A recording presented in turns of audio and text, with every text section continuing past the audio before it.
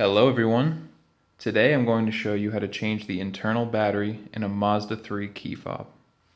This fob was used on Mazda 3s between 2010 and 2013, and inside we're going to find a 1620 battery that we will be changing. So follow along step by step and you'll get a brand new battery in here. First thing you want to do is open this key to get access to this little slot. And if you can see the light reflecting off that separation in the plastic, that's where we want to push to bring this top piece of plastic off. And if yours is a little bit tight and you can't push it off with your finger like I can, go ahead and get a flathead screwdriver.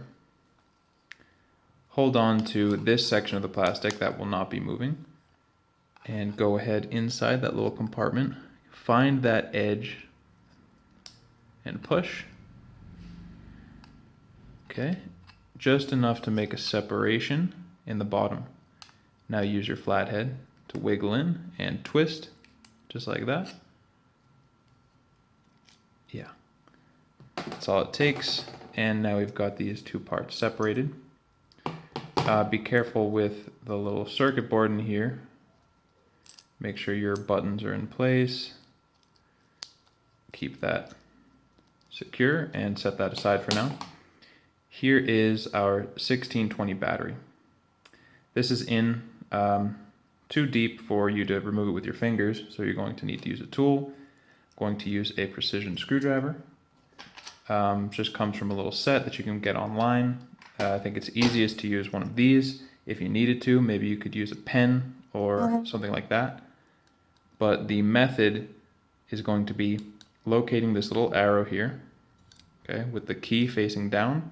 We go to the bottom right corner of where the key is, and if you look closely you can see there is a little gap between the plastic and the battery. Going to insert some kind of a thin tool into there almost to the bottom, and just pulling back, prying and rocking, you will be able to pop the battery out. Just show you that one more time.